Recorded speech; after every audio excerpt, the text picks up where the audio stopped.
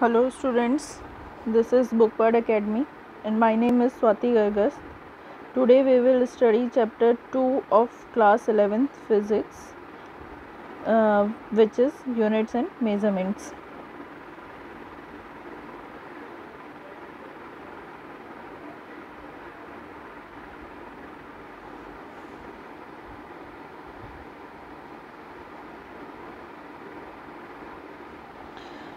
अब इस चैप्टर में हम जितना भी चीज़ें हैं न्यूमेरिकल्स वगैरह वो सब चीज़ें हम डिस्कस करेंगे। ठीक है, तो first topic is basically physical quantities. ठीक है, हमें पता होना चाहिए कि फ़िज़िकल क्वांटिटीज़ क्या होती हैं। तो बेसिकली क्योंकि हमारा जो हम इसमें पढ़ने के वाले हैं, पहले मैं थोड़ा सा आइडिया दे देती हूँ। जितनी भी हम क्वांटिटीज़ हम मेज़र करते हैं रिलेटेड टू फिज़िक्स, ठीक है, हम उसमें कौन सी यूनिट्स किस तरह से यूज़ करते हैं और कैसे मेज़र करते हैं, उस सब के बारे में हम पढ़ेंगे। यहाँ पर हम डिफरेंट क्वांटिटीज़ जो कि हमारी फंडामेंटल है या फिर डिराइव्ड है उन सब के बारे में स्टडी करेंगे। ठीक है, तो बेसिकली सबसे पहले हम ये देखते हैं कि फ़िज़िकल क्वांटिटीज़ होता क्या है। तो जो भी क्वांटिटीज़ जो हम मेज़र करते हैं, ठीक है, आइदर डायरेक्टली और इनडायरेक्टली, ठीक है, in terms of laws of physics, उनको हम क्या बोलते हैं, फिज़िकल क्वांटिटीज़। ठीक है, तो all quantities measured directly or indirectly, directly or indirectly is called physical quantities। But जो भी डायरेक्टली या इनडायरेक्टली हम मेज़र कर रहे हैं, हम किसके टर्म्स में कर रहे हैं, इन टर्म्स ऑफ फिज़िक्स। ठीक है, फिज़िक्स के टर्म्स में हम डायरेक्टली या इनडायरेक्टली जो भी मेज़र कर रहे हैं उन क्वांटिटीज़ को हम क्या कहते हैं, फिज़िकल क्वांटिटीज़ कहते हैं। ठीक है, फॉर एग्ज़ाम्पल अगर हम एग्ज़ाम्पल देखते हैं, like length, mass, temperature, speed, force, electric current, etcetera. ठीक है, तो ये जितनी भी मैंने अभी एग्जांपल दिए, ये सब क्या हैं, फिज़िकल क्वांटिटीज़ हैं जो कि हम इन टर्म्स ऑफ फिज़िक्स मेज़र करते हैं। या तो डायरेक्टली मेज़र कर सकते हैं या फिर इनडायरेक्टली मेज़र कर सकते हैं। उनको हम क्या बोलते हैं, फ़िज़िकल क्वांटिटीज़ बोलते हैं। डायरेक्टली और इनडायरेक्टली का मतलब क्या हुआ, जैसे कि लेंथ है, मास है, टेम्परेचर है, इनके लिए आपके पास डायरेक्ट डिवाइसेस हैं इनको मेज़र करने के लिए। और जैसे फोर्स है हो गया या स्पीड हो गया, इसको मेज़र करने के लिए भी अब डिवाइसेस हैं, हम डायरेक्टली भी मेज़र कर सकते हैं और इनडायरेक्टली भी मेज़र कर सकते हैं। ठीक है, तो there are two types of physical quantities which is, types देख लेते हैं। टाइप्स में फर्स्ट टाइप है फंडामेंटल क्वांटिटीज़। ठीक है,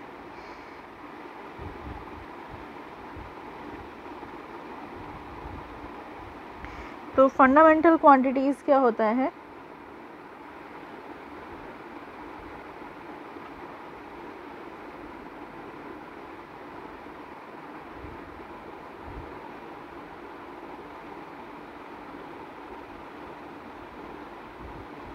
वो क्वांटिटीज़, वो फिज़िकल क्वांटिटीज़ जो कि इंडिपेंडेंट होती हैं, जो अदर फिज़िकल क्वांटिटीज़ पर डिपेंड नहीं करती हैं, उनको हम क्या बोलते हैं, फिज़िकल फंडामेंटल फिज़िकल क्वांटिटीज़ बोलते हैं। ठीक है, किसी और फिज़िकल क्वांटिटी पर अगर कोई फिज़िकल क्वांटिटी डिपेंड नहीं कर रही है, यानी कि वो इंडिपेंडेंट है अगर, तो हम उन क्वांटिटीज़ को क्या कहते हैं, फंडामेंटल क्वांटिटीज़ कहते हैं।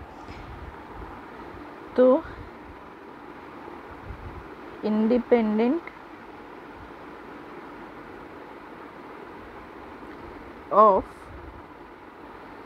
अदर फिज़िकल क्वांटिटीज़,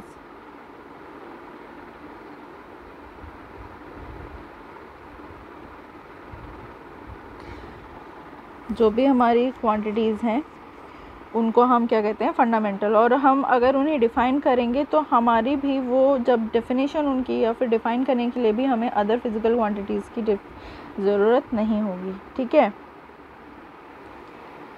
उनको हम फंडामेंटल कहेंगे। And are not usually defined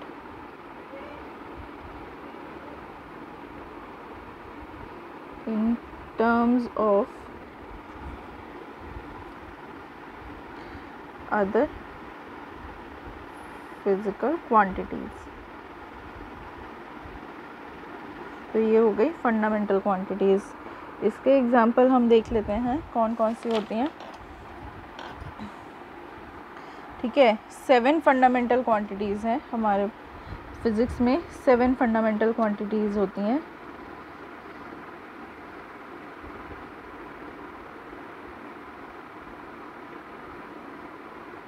कौन कौन सी है वो? These are mass,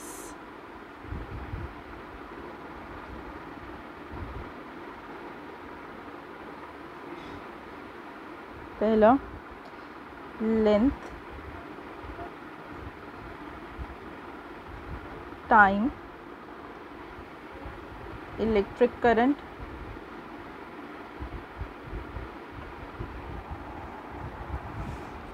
temperature,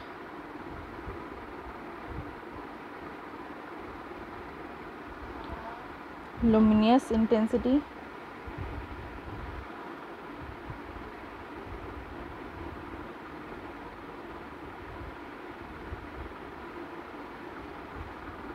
and amount of substance. Last is amount of substance.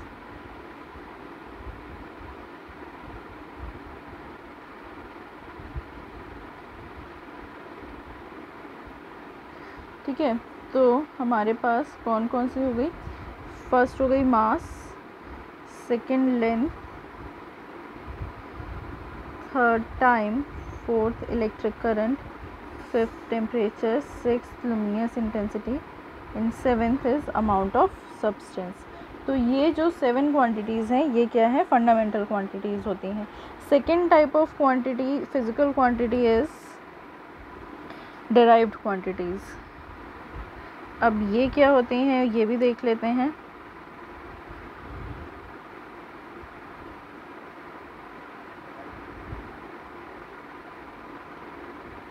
नाम से वैसे पता चल रहा है, डिराइव्ड क्वांटिटीज़ वो फिज़िकल क्वांटिटीज़ होती हैं जिसको कि जो कि अगर उन्हें हमें डिफ़ाइन करना है या बेसिकली हम कह सकते हैं कि मेज़र करना है तो वो अदर फिज़िकल क्वांटिटीज़ पर डिपेंडेंट होती हैं। उनको हम क्या कहते हैं? डिराइव्ड क्वांटिटीज़ कहते हैं, ठीक है। तो बेसिकली डिराइव्ड क्वांटिटीज़ क्या हुई? Based on other physical quantities, based on other physical quantities, जो भी क्वांटिटीज़ हैं वो डिराइव्ड क्वांटिटीज़ कहलाती हैं।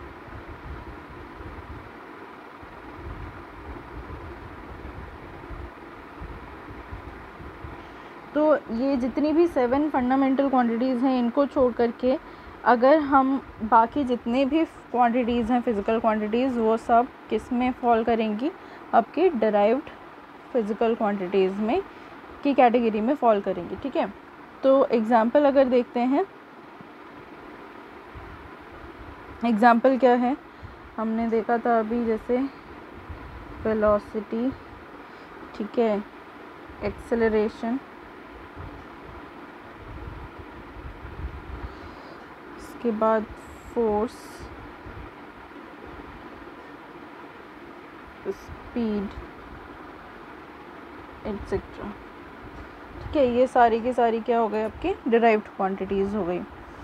अच्छा, अब नेक्स्ट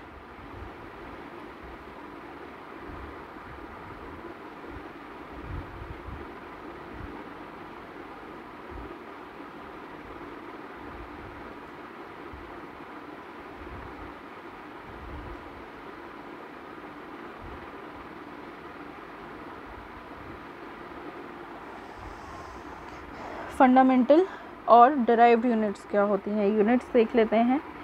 फंडामेंटल यूनिट्स,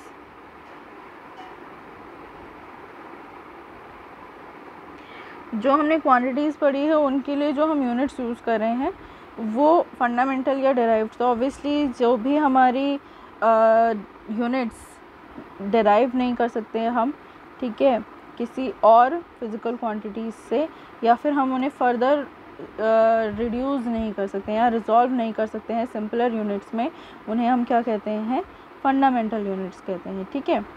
तो क्या होगा, फंडामेंटल यूनिट्स के लिए can not be derived from one another, ठीक है, fundamental units cannot be derived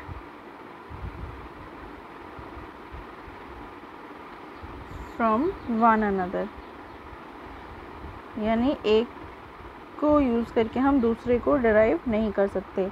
और सेकेंड चीज़ क्या है, they cannot be further resolved into more simpler units, ठीक है, they cannot be resolved into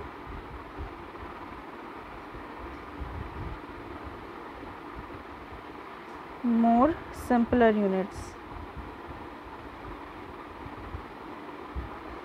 तो these are called fundamental units, ठीक है। तो जैसे एग्जांपल क्या हो गई, जो भी फंडामेंटल क्वांटिटीज़ हैं उनकी यूनिट्स जो होंगी वो फंडामेंटल यूनिट्स होंगी। तो फंडामेंटल यूनिट्स क्या हो गई, मास, लेंथ एट्सेट्रा, हम इनको एक दूसरे से डिराइव नहीं कर सकते।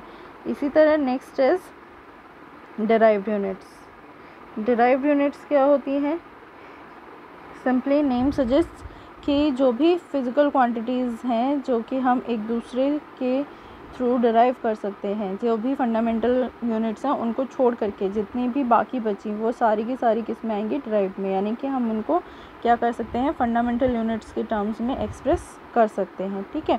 वो क्या हुई, डिराइव्ड यूनिट्स हो गई। तो can be expressed in terms of fundamental units,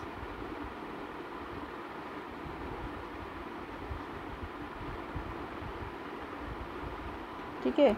हम क्या कर सकते हैं, डिराइव्ड यूनिट्स को फंडामेंटल यूनिट्स की टर्म्स में एक्सप्रेस कर सकते हैं। तो जैसे एग्जाम्पल क्या हो गया, स्पीड, ठीक है, स्पीड में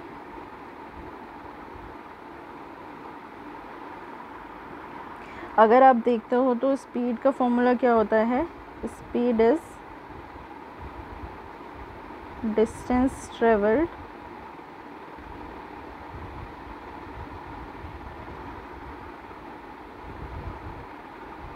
डिवाइडेड बाय टाइम टेकन, ठीक है। तो अब यहाँ पर अगर हम इसकी यूनिट निकालते हैं तो यूनिट ऑफ स्पीड क्या हो जाएगा,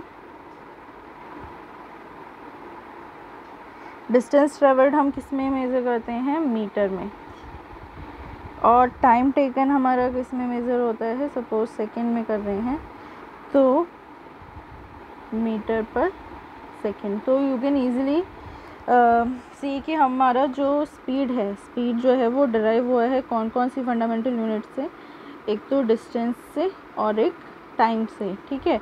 तो इसलिए इसको क्या बोलते हैं, हम डिराइव्ड यूनिट्स बोलते हैं, ठीक है। अच्छा, अब हम कुछ बात कर लेते हैं सिस्टम ऑफ यूनिट्स के बारे में।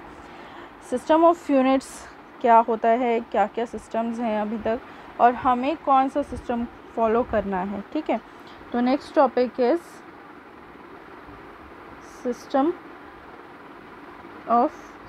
Of units. नेक्स्ट टॉपिक है आपका सिस्टम्स ऑफ यूनिट्स।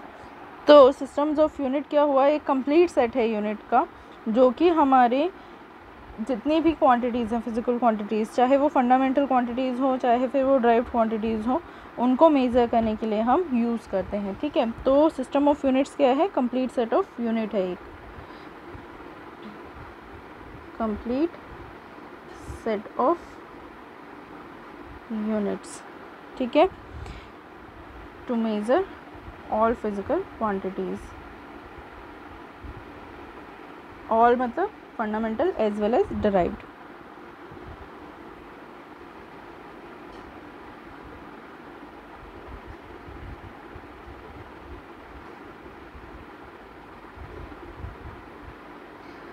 अच्छा, अब हमने कौन कौन से सिस्टम पढ़ लिए हैं, मतलब कौन कौन से सिस्टम आए हैं और हमें कौन सा फॉलो करना है। तो सम कॉमनली यूज जो सिस्टम्स हैं, सबसे पहला हम देख लेते हैं, दैट इज़ CGS सिस्टम। ठीक है, कैप्स में नहीं लिखा है मैंने, स्मॉल लेटर्स में लिखा है। CGS एक फ्रेंच सिस्टम है, फ्रेंच बेस्ड सिस्टम है। ठीक है, फ्रेंच बेस्ड सिस्टम है, यहाँ पे फ्रेंच यानी कि फ्रांस में इसको यूज़ किया गया था, सेटअप किया गया था। और क्या फंडामेंटल क्वांटिटीज़ यूज़ करता है ये, C का मतलब यहाँ पे क्या हो गया, सेंटीमीटर। ठीक है, इसके बाद ग्राम, G एंड SS सेकेंड। तो ये बेसिक सिस्टम यूज़ करता है सेंटीमीटर लेंथ के लिए, मास के लिए ग्राम्स और टाइम के लिए सेकेंड यूज़ करता है। ठीक है, अच्छा, दूसरा सिस्टम जो हम देख रहे हैं, दूसरा सिस्टम होता है FPS सिस्टम। ये भी मैंने कैप्स में नहीं लिखा है, स्मॉल अल्फ़ाबेट्स यूज़ करे हैं और स्मॉल ही किए जाते हैं। तो FPS सिस्टम जो है वो ब्रिटिश बेस्ड सिस्टम है। ठीक है, क्या है ये, ब्रिटिश सिस्टम है, मतलब यहाँ पर सेटअप हुआ था इसका मतलब क्या है कि F का मतलब क्या हुआ, फुट, और P का मतलब हुआ पाउंड, एंड S का मतलब हो गया सेकेंड। यानी कि लेंथ के लिए जो मेज़रमेंट यूज़ करें, यूनिट यूज़ करें फुट, मास के लिए पाउंड और टाइम के लिए सेकेंड। थर्ड सिस्टम जो है वो है MKS सिस्टम। इनको बहुत डिटेल में पढ़ना नहीं है, जस्ट आपको नॉलेज होना चाहिए। ठीक है, क्योंकि हमें ये तीनों सिस्टम जो मैं अभी बता रही हूँ ये यूज़ नहीं करने हैं। ठीक है, तो MKS system is also a French based system. इसमें हमारा M क्या है, M stands for metre, K stands for kilogram and S stands for second. That means कि लेंथ के लिए यूनिट मीटर यूज़ करेंगे, मास के लिए किलोग्राम्स एंड टाइम के लिए सेकेंड। ठीक है, ये तीनों सिस्टम्स जो हैं वो फ़िलहाल अब यूज़ नहीं हो रहे हैं, पहले यूज़ होते थे, बट जो करंट हमारा सिस्टम है, ठीक है, जो वर्ल्ड वाइड यूज़ किया जाता है, that is fourth system and it's name is SI। ठीक है, SI सिस्टम, इसको हम क्या बोलते हैं, the international system of units भी बोलते हैं।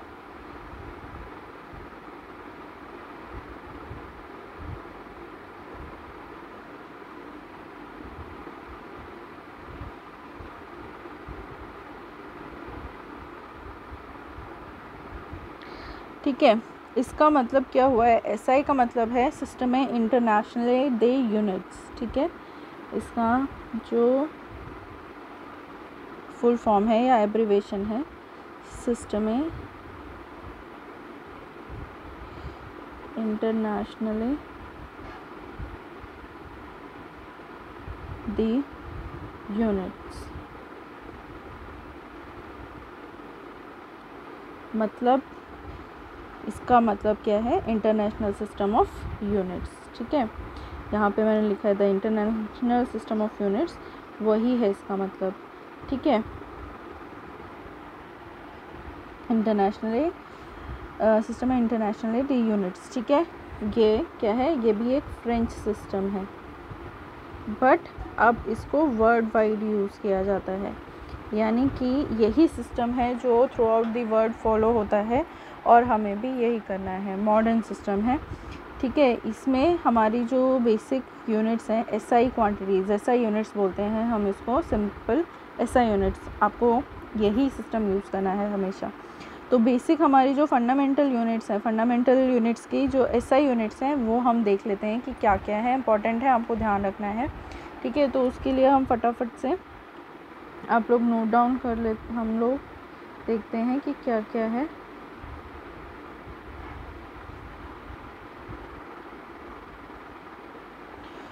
तो 7 बेसिक SI यूनिट्स क्या हैं,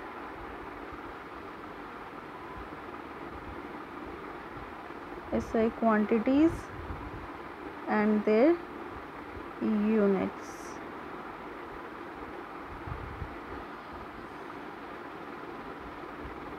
टेबुलर फॉर्म में देख लेते हैं हम।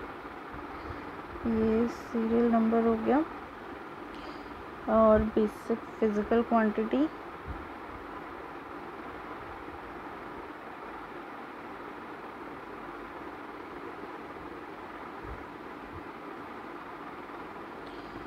then its basic unit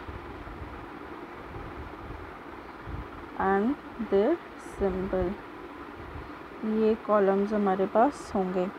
तो फर्स्ट हमारी जो बेसिक यूनिट है, फंडामेंटल क्वांटिटी है, दैट इज़ लेंथ। इसका बेसिक यूनिट है मीटर, SI यूनिट, ठीक है, हम SI यूनिट की बात कर रहे हैं। सिंबल है स्मॉल m। सेकेंड क्वांटिटी है मास और इसकी यूनिट है SI यूनिट, किलोग्राम, ठीक है। सिंबल है kg, स्मॉल में है, स्मॉल अल्फ़ाबेट्स। थर्ड यूनिट है क्वांटिटी है time, its unit is second and symbol is small s। Fourth quantity is temperature.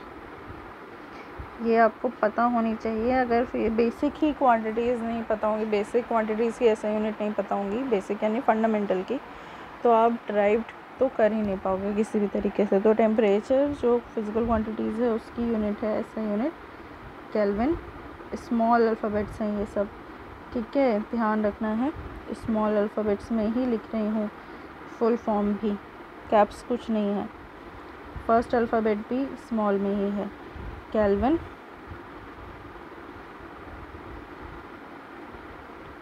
Symbol is capital K, ठीक है। आपको कैपिटल और स्मॉल में डिफरेंस समझ में आ रहा होगा K में। Next physical quantity is electric current.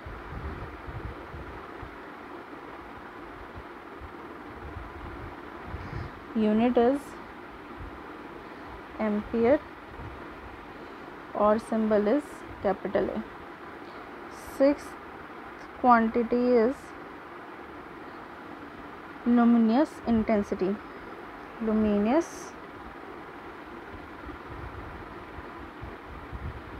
Intensity, luminous intensity की यूनिट है कैंडेला, स्मॉल है ये भी, सारे अल्फ़ाबेट्स ध्यान रखना है। मैं मेंशन कर रही हूँ, इसका मतलब इनका कुछ ना कुछ सिग्निफिकेंस है, ठीक है। कैंडेला स्मॉल अल्फ़ाबेट में है पूरा और symbol is small CD। Seventh fundamental और basic quantity is quantity of matter.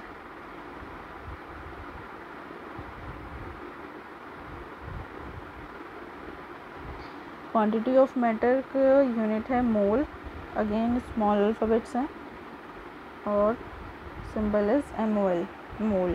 मोल ही रीड करते हैं इसको भी, ठीक है।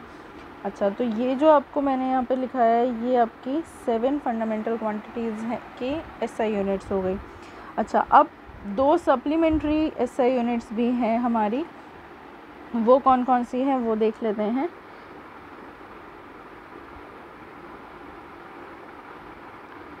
सप्लीमेंट्री SI यूनिट्स, सप्लीमेंट्री में पहली है प्लेन एंगल,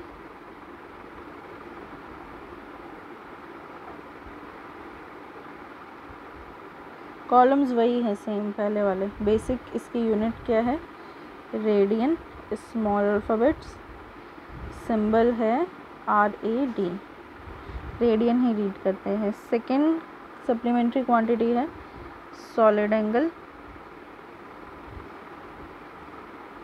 और यूनिट है स्टेरेडियन।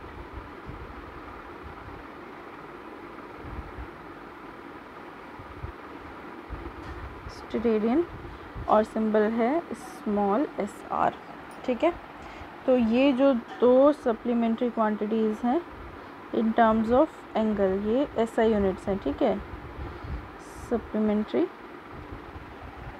SI यूनिट्स, ठीक।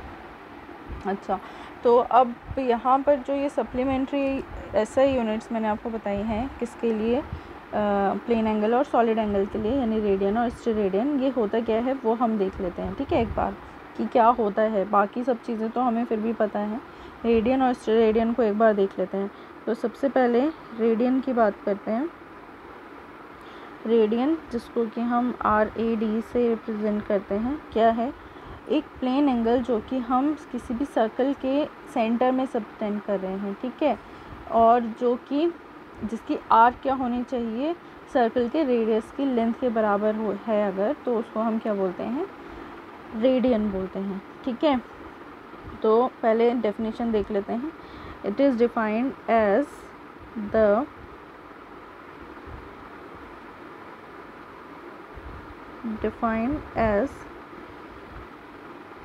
plane angle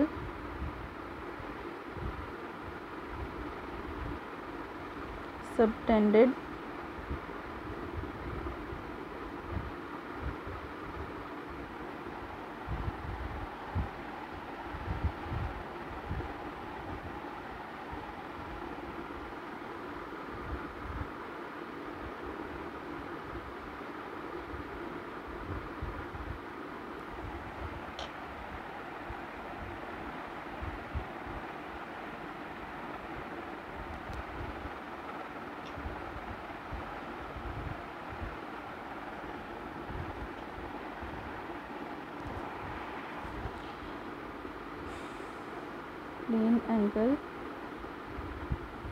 subtended at the center of a circle by an arc equal to the radius of circle।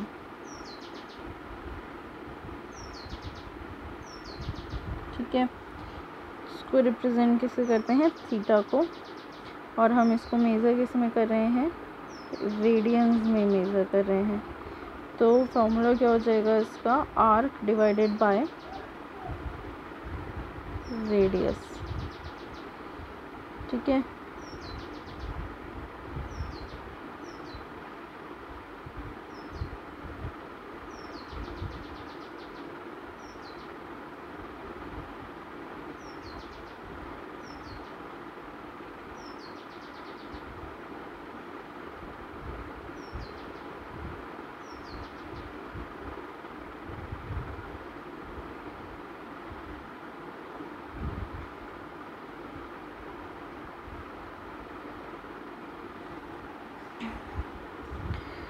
तो आर्क की लेंथ का अगर L से, रेडियस को R से रिप्रेजेंट करें तो L/R, यानी theta is equal to L/R। Important formula है, इसको ध्यान रखना है, कई बार न्यूमेरिकल में यूज़ हो जाता है, ठीक है। तो अब समझ लेते हैं कि है क्या। सपोज़ एक सर्कल है, this is the centre O। तो अगर हम एक प्लेन एंगल, कोई आर्क है, सपोज़ दिस इज़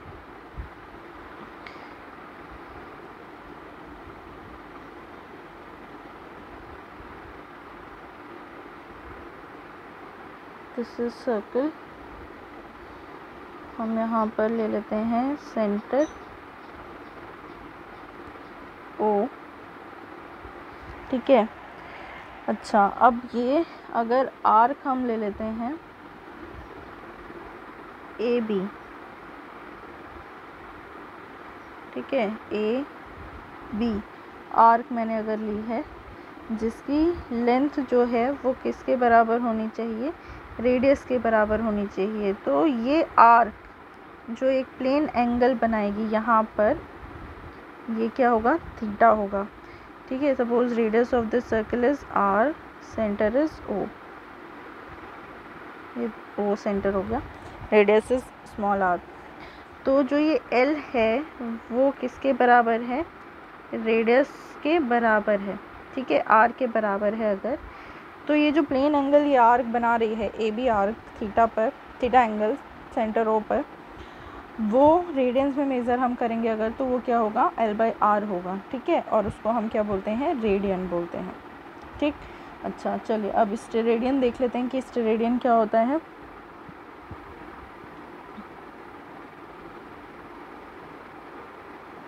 जिसे हम SR से रिप्रेजेंट करते हैं। स्टेरेडियन को हम डिफ़ाइन करते हैं, ये सॉलिड एंगल है, प्लेन एंगल नहीं है। कहाँ पर बनेगा, ये स्फीयर के सेंटर पे बनेगा, ठीक है। जहाँ पर जो स्फीयर का जो सरफेस एरिया है वो किसके बराबर होने चाहिए, स्क्वायर के बराबर होना चाहिए, ठीक है। और जो भी साइड है वो रेडियस ऑफ द स्फीयर के बराबर होनी चाहिए, ठीक है। तो बेसिकली सिंपल अगर लैंग्वेज में हम समझते हैं कि अगर एक स्फीयर है उसके सेंटर पर जो भी एक सॉलिड एंगल फॉर्म होगा उसको हम क्या बोलते हैं, स्टेरेडियन बोलते हैं, ठीक है। सॉलिड एंगल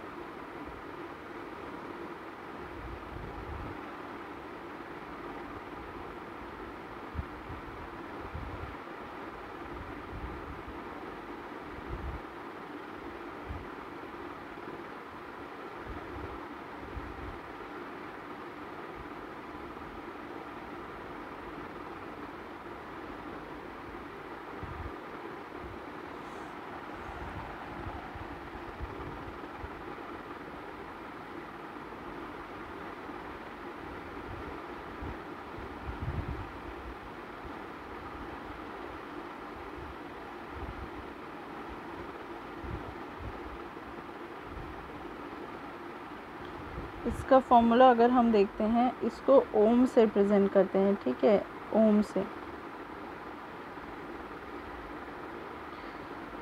मेज़र किस में कर रहे हैं हम, स्टेरेडियन में।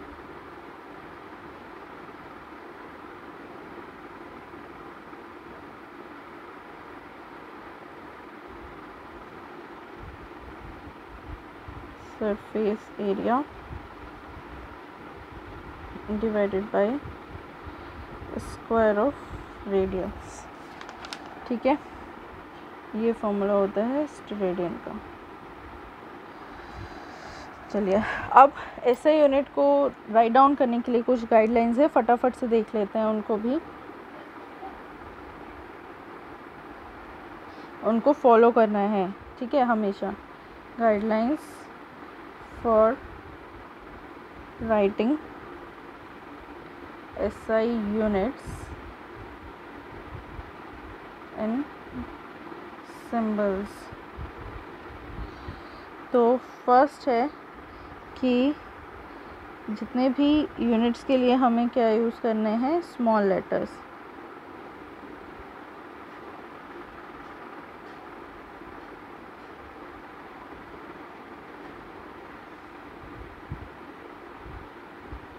सिंबल के लिए, ठीक है। सेकंड जो पॉइंट है वो है फुल स्टॉप से फॉलो नहीं होगा सिंबल।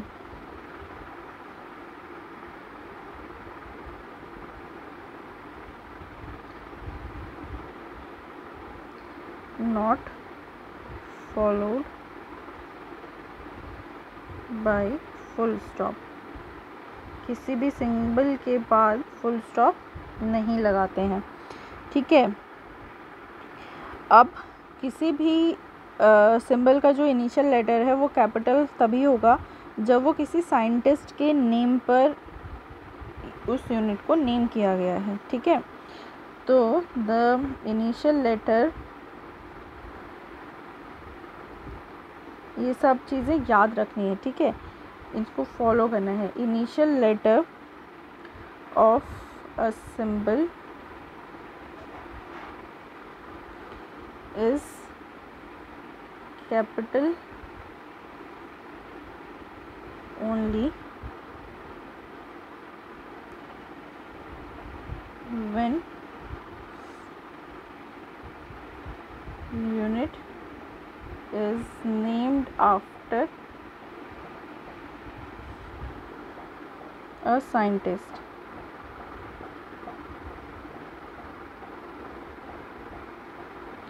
फोर्थ पॉइंट,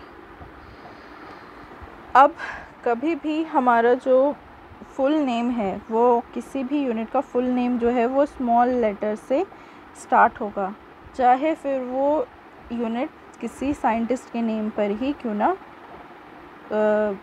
ली गई हो, ठीक है। तो हमारा क्या होगा, full name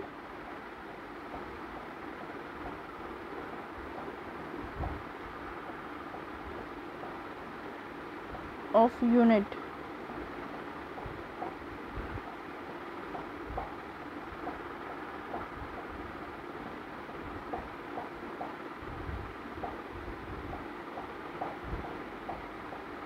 always begins with a small letter। मैंने ये पहले बता दिया कि अगर साइंटिस्ट के नाम पर भी है वो यूनिट, तभी भी हम स्मॉल लेटर से ही स्टार्ट करेंगे, ठीक है। और कोई भी सिंबल्स में प्लूरल फॉर्म नहीं होगी। डू नॉट टेक, सेकेंड्स में जब हम लिखते हैं तो जैसे 10 सेकेंड्स हम फुल में लिखेंगे तो सेकेंड्स लिख सकते हैं फुल नेम में, लेकिन हम जब सिंबल में यूज़ करेंगे तो सेकेंड्स करके, मतलब एस के आगे हमें प्लूरल फॉर्म लिखने की ज़रूरत नहीं है, वो एस ही रहेगा। या मीटर्स है तो सिंबल में एम ही रहेगा, वो बोल रही हूँ मैं, ठीक है। Do not take plural form, symbol में कभी भी प्लूरल मेंशन नहीं होता है, फुल नेम में हो सकता है, ठीक है। अच्छा, अब हमारे पास जो भी यूनिट्स हैं, ज़रूरी नहीं है बहुत बड़ी बड़ी यूनिट्स भी होती हैं, बहुत स्मॉलर यूनिट्स भी होती हैं किसी भी फिज़िकल क्वांटिटी की, तो उसके लिए हम 10 की पावर यूज़ करते हैं, यानी एब्रीवेशंस यूज़ करते हैं इन पावर ऑफ 10। उन एब्रीवेशंस को हम देख लेते हैं, बहुत इंपॉर्टेंट है, आपको पता होना चाहिए, क्योंकि अगर आपको वो एब्रीवेशंस की वैल्यूज़ नहीं पता है तो आप गलत अगर पुट कर दोगे तो न्यूमेरिकल्स आपके गलत हो जाएंगे, ठीक है। तो एब्रीवेशंस देख लेते हैं।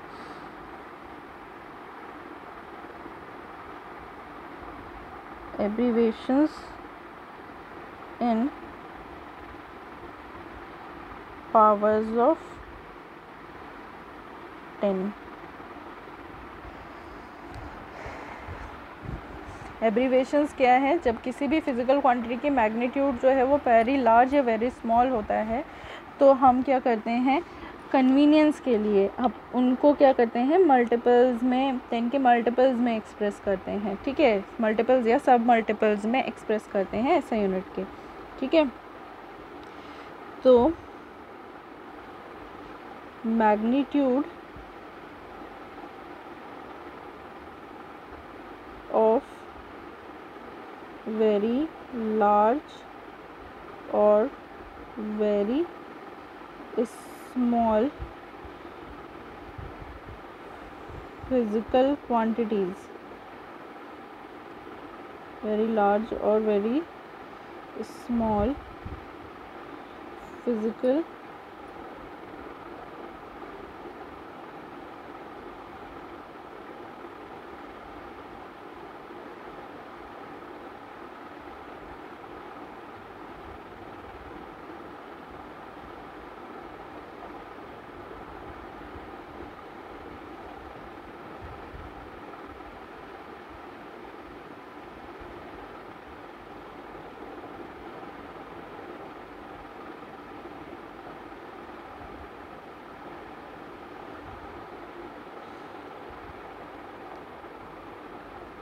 expressed in multiples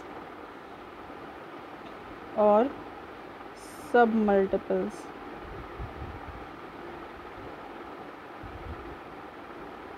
of SI units. अब क्या क्या है वो हम देख लेते हैं, टेबुलर फॉर्म में हम देख लेते हैं इनको, जिससे सिंपल रहे। सबसे पहला कॉलम आएगा मल्टीपल का,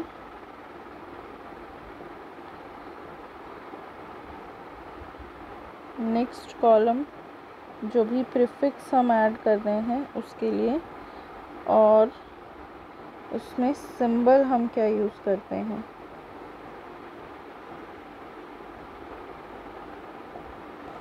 ठीक है।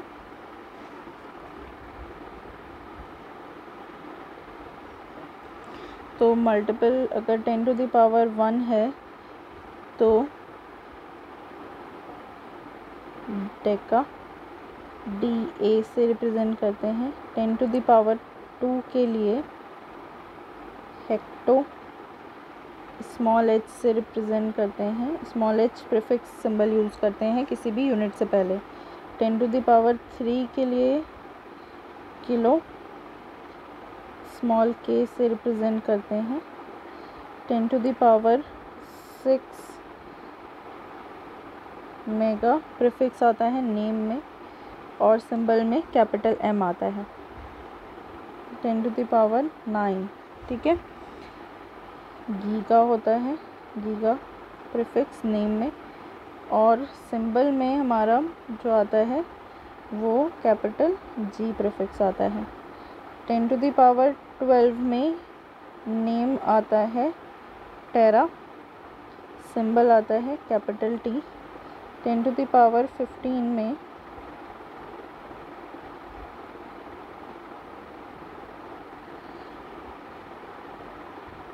PETA, capital P. 10 to the power 18 peta के बाद टेरा पेटा और फिर 10 to the power 18 exa, capital E. ये सब प्रीफिक्सेस आते हैं, ठीक है। ये तो हो गए मल्टीपल्स। सब मल्टीपल्स के लिए भी देख लेते हैं। अगर कोई बहुत स्मॉल क्वांटिटीज़ है तो सब मल्टीपल प्रीफिक्सेस क्या आएंगे?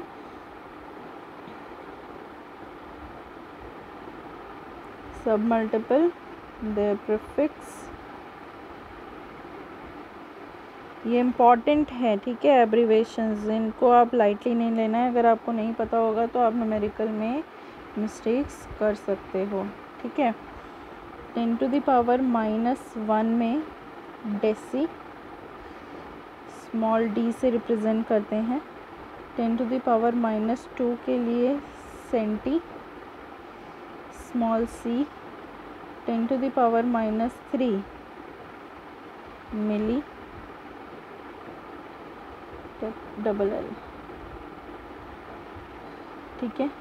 स्मॉल एम से 10 to the power -6 micro mu से, यू नहीं है ये न्यू है, ठीक है। 10 to the power -9 nano small N. 10 to the power -12 pico small P. 10 to the power -15 femto small F. 10 to the power -18 auto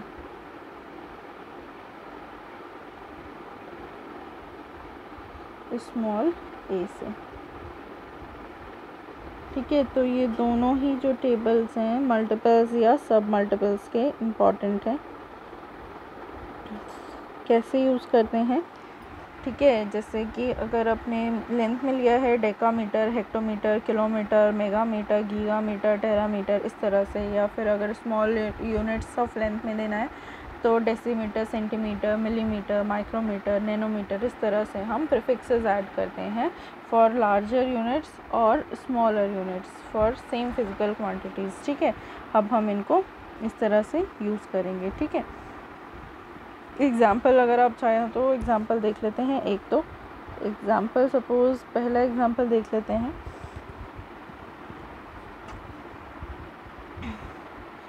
one mega ohm, symbol क्या हो जाएगा 1, मेगा के लिए कैपिटल एम आएगा, ओम का सिंबल यूज़ करेंगे। इसका मतलब क्या हुआ 10 टू द पावर 6 ओम। एक और एग्ज़ाम्पल देख लेते हैं, जैसे 1 माइक्रो वोल्ट, वोल्ट से पहले हमने माइक्रो यूज़ किया है, सिंबल फॉर्म में क्या आएगा म्यू वी माइक्रो वोल्ट। इसका मतलब हुआ 10 टू द पावर -6 वोल्ट। इस तरह से आपका ये यूज़ होगा, ठीक है, units in form of prefixes, ठीक है। तो आज के लेक्चर के लिए हम फ़िलहाल इतना ही करते हैं। हम नेक्स्ट क्लास में बाकी के नेक्स्ट टॉपिक्स, हमने यूनिट्स लगभग देख लिया हैं क्या क्या हैं। इसके बाद के जो हम टॉपिक्स हैं वो हम नेक्स्ट क्लास में करेंगे। तो that's it for today's lecture. Thank you.